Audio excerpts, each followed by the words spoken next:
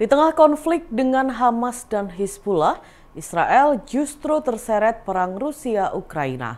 Kondisi itu terjadi saat Israel disebut akan memasok rudal Patriot untuk Kiev.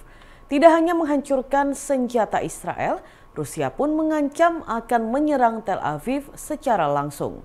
Dikutip dari Tribunnews.com, hal itu disampaikan oleh Dewan Keamanan PBB Vasily Nebenzia. Ia memperingatkan konsekuensi jika Israel ikut campur dalam perang Rusia-Ukraina. Terlebih, beredar kabar bahwa rudal Patriot Israel akan membantu pasukan Kiev dalam perangnya dengan Moskow. Vasily Nebenzia menyebut nasib Israel akan sama dengan negara Barat dan Amerika Serikat yang menjadi sekutu Ukraina. Di satu sisi, Rusia mengakui akan mengirim senjata ke sekutu, layaknya Amerika Serikat membantu Kiev dan Zionis. Menanggapi hal tersebut, pejabat Amerika Serikat pun ketakutan jika Rusia juga terseret perang Hizbullah Israel. Pasalnya, Washington mengakui bahwa militer Moskow lebih kuat dibandingkan Zionis. Dengan begitu, pasukan pertahanan Israel atau IDF akan kalah dalam konflik di Lebanon. Presiden Joko Widodo merespon putusan Dewan Kehormatan Penyelenggara Pemilu atau DKPP yang menjatuhkan sanksi pemecatan kepada Ketua KPU Hasyim Asyari. Diketahui, Hasyim terbukti melakukan pelanggaran kode etik dan pedoman perilaku penyelenggara pemilu. Jokowi menghormati keputusan DKPP terhadap Hasyim. Ia juga memastikan pemberhentian Hasyim tidak akan mengganggu proses Pilkada serentak 2024. Jokowi juga memastikan akan menekan keputusan Presiden atau Kepres soal pemberhentian Hasyim dalam tenggat waktu yang ditentukan DKPP, yakni sepekan pasca pembacaan putusan. Sebelumnya, DKPP resmi menjatuhkan sanksi pemecatan kepada Hasyim Asyari terkait aduan dari perempuan berinisial CAT yang merupakan seorang anggota PPLN Den Haag Belanda. Putusan itu dibacakan Ketua DKPP Hedi Lukito pada sidang pengucapan putusan di Gedung DKPP Jakarta Rabu 3 Juli 2024. Hedi mengatakan Hasyim selaku teradu terbukti melakukan pelanggaran kode etik dan pedoman perilaku penyelenggara pemilu. DKPP dalam putusannya menyatakan ada tindakan asusila antara Hasyim dengan seorang anggota PPLN Den Haag berinisial CAT tersebut. DKPP mengatakan hubungan badan dilakukan secara paksa di kamar hotel tempat Hasyim menginap pada 3 Oktober 2024. Saat itu Hasyim berada di Den Haag berkaitan dengan kepemiluan. Untuk mengisi kekosongan posisi, KPU menunjuk Komisioner KPU RI Muhammad Afifuddin sebagai PLT Ketua KPU RI untuk menggantikan Hasyim. Keputusan itu berdasarkan hasil rapat pleno tertutup yang dilakukan Komisioner KPU RI di kantor KPU RI Jakarta pada Kamis 4 Juli 2024. Dan Tribunnews berikut kita simak bersama pernyataan dari Presiden Republik Indonesia Joko Widodo. Pemerintah menghormati kewenangan DKPP dalam memutuskan itu. Dan pemerintah juga akan memastikan bahwa pilkada tetap berjalan dengan baik, lancar, nantinya jujur dan adil juga.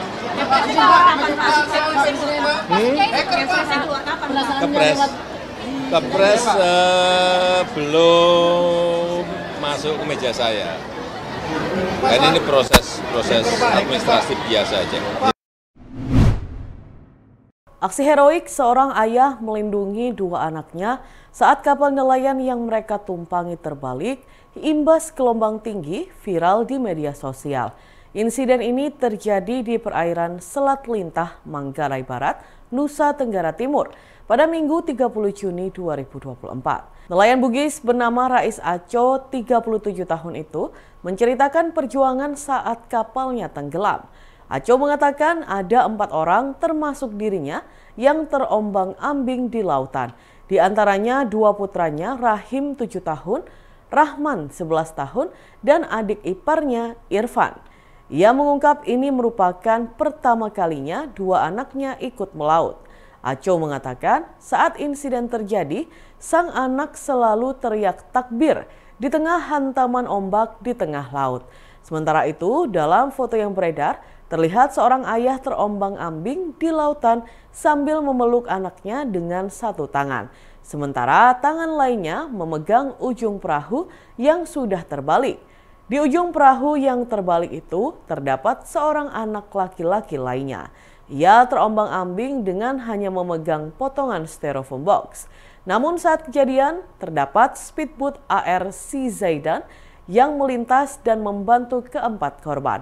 Mengetahui hal ini, pengemudi speedboat tersebut langsung menginformasikan ke Basarnas. Sekitar pukul 12.40 siang waktu Indonesia Barat, tim yang terdiri dari personel Ditpolairut, Polda NTT Pos Labuan Bajo, Satpolair Res Mabar, dan Lana Labuan Bajo bergerak menuju tempat kejadian perkara atau TKP untuk melaksanakan operasi SAR menggunakan satu unit RIB 400 PK. Pada pukul 14.30 waktu Indonesia Tengah, tim evakuasi tiba kembali di dermaga Marina Labuan Bajo dengan membawa seluruh penumpang kapal dengan selamat. Para guru besar dan sivitas akademik Fakultas Kedokteran Universitas Airlangga atau FK-UNER berencana mogok kerja hingga jabatan Profesor Dr. Budi Santoso sebagai Dekan FK-UNER dikembalikan. Hal ini diungkapkan sejumlah guru besar dan diamini sivitas akademik FK-UNER dalam aksi damai yang digelar di halaman FK-UNER pada Kamis 4 Juli 2024. Profesor Dr. Hafid Bajamal mengungkapkan ajakan mogok kerja ini sebagai bentuk protes atas tindakan Rektor UNER yang memberhentikan Dekan FK UNER dirasa tanpa adanya alasan yang jelas. Menurutnya, para sivitas akademik masih menunggu tanggapan dari Rektor setelah aksi ini. Pihaknya akan melakukan tindakan terarah, bahkan tidak segan melakukan mogok mengajar. Sementara itu, Profesor Dr. Puruhito, Rektor UNER masa bakti 2001 hingga 2006 bersama puluhan guru besar yang masih aktif mengajar, hadir memberikan orasi dalam aksi damai tersebut. Demikian pula para PPDS, dokter muda, dan staf pengajar FK UNER. Profesor Puruhito mengungkapkan keputusan Rektor yang menyatakan bahwa Profesor Budi Santoso yang dihentikan jabatannya sebagai dekan secara mendadak dinilai tanpa suatu sebab yang pasti, sehingga banyak pihak tidak mendukung pemberhentian jabatan pria yang akrab disapa Prof Bas ini. Ia menuturkan jasa Prof Bas sangat banyak untuk membuat nama UNER semakin naik. Sebab itu, pihaknya pun kecewa dengan pemberhentian mendadak ini. Menurutnya, keputusan pemecatan juga tidak sesuai dengan pasal 53 Statuta UNER, bahkan Perpres. Pasalnya, Profesor Budi dalam keadaan sehat, tidak mengundurkan diri, dan tidak terlibat dalam tindak kriminal yang ditetapkan hukum. Ia pun berencana menanyakan dasar pemecatan, karena hingga saat ini belum jelas apa yang mendasari Rektor bertindak secepat ini.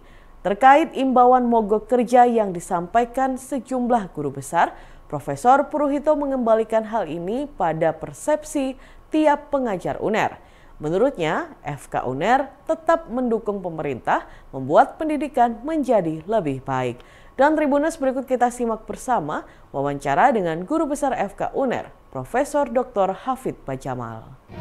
Senior maupun junior, karena melihat prestasi Prof selama ini, ya, dan melihat ketidakadilan yang nyata, sehingga kita mempertanyakan kesalahan sebesar apa itu sampai mengharuskan dia diturunkan secara mendadak dari jabatannya.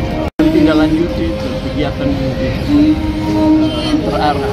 Kita sedih karena seakan-akan kampus mau ditekan, mau diberangus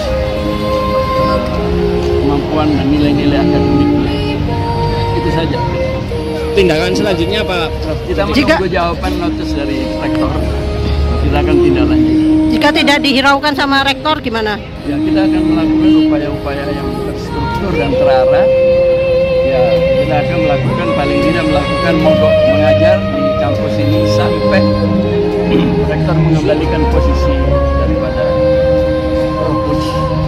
Dan kita sudah kompak, semua kepala bagian, semua staf dan semua dosen-dosen sudah sepakat. Nota pembelaan atau eksepsi mantan Bupati Probolinggo, Puput Tantriana Sari, dan suaminya mantan anggota DPR RI, Hasan Aminuddin, terdakwa dugaan tindak pidana pencucian uang atau TPPU dalam jabatan senilai lebih dari 100 miliar rupiah ditolak Majelis Hakim pada Kamis 4 Juli 2024. Pasangan suami istri itu akan menjalani sidang atas perkara TPPU pada pekan depan. Di tengah prosesnya menjalani masa pemidanaan sebagai terpidana kasus korupsi yang telah divoniskan pada tahun 2023 lalu. Hakim Ketua Ferdinand Marcus Leander menegaskan nota pembelaan atau eksepsi dari kedua terdakwa tidak diterima atau ditolak.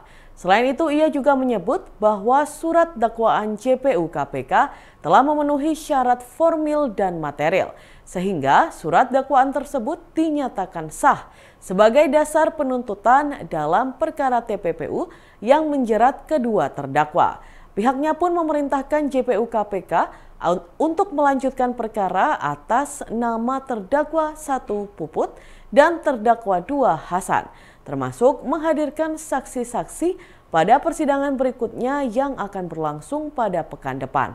Menanggapi nota pembelaannya ditolak Majelis Hakim Persidangan, terdakwa Hasan mengaku telah mendelegasikan pernyataan resmi dari pihaknya kepada anggota tim penasihat hukum. Lalu di tengah jalannya persidangan, penasihat hukum terdakwa Dias mengatakan pihaknya meminta difasilitasi oleh Majelis Hakim agar pihak JPU KPK memberikan informasi nama yang akan dijadikan saksi dalam jalannya persidangan pada pekan depan. Sementara itu, JPU KPK Siswandono mengatakan terdapat sekitar 400 saksi dalam perkara kedua terdakwa sebelumnya. Namun khusus untuk perkara TPPU terdakwa dalam sidang kali ini, terdapat sekitar 200 saksi yang akan dihadirkan dalam sidang lanjutan mulai pekan depan. Siswandono menegaskan keputusan Majelis Hakim Persidangan untuk melanjutkan persidangan ini dalam tahap pembuktian dan merupakan keputusan yang tepat. Penolakan nota eksepsi kedua terdakwa yang dilakukan Majelis Hakim Persidangan secara tidak langsung mematahkan tuduhan tak mendasar dari pihak penasihat hukum terhadap dakwaan yang telah disusun pihaknya. Artinya, Siswandono menegaskan dakwaan yang disusun oleh pihaknya sangatlah jelas dan mendasar. Kemudian dakwaan juga dinyatakan sesuai dengan tugas pokok dan fungsi JPU, termasuk juga menjawab bahwa perkara TPPU yang menjerat kedua terdakwa ini bukan merupakan ne bis en idem, di mana asas ne bis en idem adalah asas hukum yang melarang terdakwa diadili lebih dari satu kali atas satu perbuatan jika sudah ada keputusan yang menghukum ataupun membebaskannya. Dan Tribuners, berikut kita simak bersama wawancara dengan JPU KPK Siswandono. Tentang bahwa dakwaan tidak jelas, dakwaan kabur itu tidak diterima. Ya, jadi hakim menganggap dakwaan kami, dakwaan Puput itu adalah dakwaan yang jelas, yang bukan dakwaan kabur. Itu yang pertama. Yang kedua terkait dengan kewenangan JPU KPK, maka penuntutan ternyata memang kami berwenang. Ketika KPK tidak berwenang melakukan penuntutan itu sudah ditolak. Terus yang ketiga, apakah terkait dengan ne bis en idem? Ternyata perkara ini bukan ne bis en idem, beda dengan perkara yang sudah diadili sebelumnya. Tim Jatlanras Polda Jatim berhasil menangkap 2 anggota komplotan pejamret tas yang menewaskan Maya Dwi Ramadhani, 21 tahun, mahasiswi UIN Sunan Ampel, Surabaya, di jalanan kota Surabaya beberapa waktu lalu. Kedua pelaku berhasil ditangkap di lokasi yang berbeda di kawasan Jawa Timur. Namun polisi belum dapat melansir profil identitas ataupun rekam jejak kejahatannya. Kini mereka sedang menjalani penyelidikan dan pengembangan kasus tersebut untuk mempertanggungjawabkan perbuatannya. Diberitakan sebelumnya, korban meninggal dunia setelah jatuh dari motor saat mengejar komplotan pelaku penjamret tasnya di Jalan Arjuno, Surabaya. Ibunda korban, Milah, menuturkan terdapat seorang saksi yang melihat langsung kronologi awal saat Maya dijamret oleh pelaku pada Kamis 23 Mei 2024 malam. Saksi kunci itu adalah seorang perempuan pekerja kantoran yang sedang naik ojek online.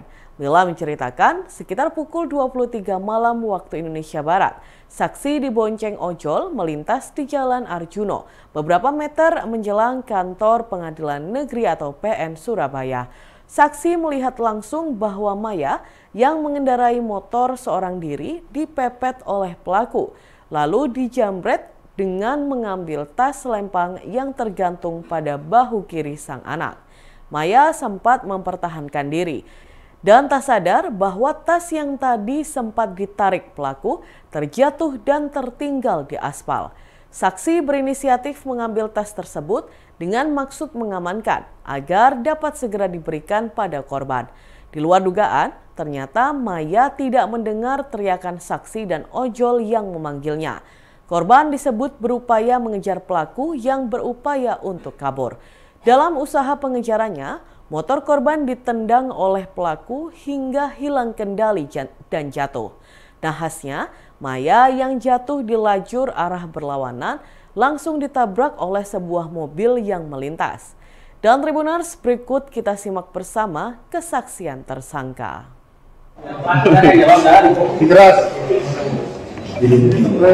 Diminum. Oh, miras. Miras ya. Terus apa lagi? Ayo. Sudah berapa kali dan berapa TKP sebelum kasus Maya ini?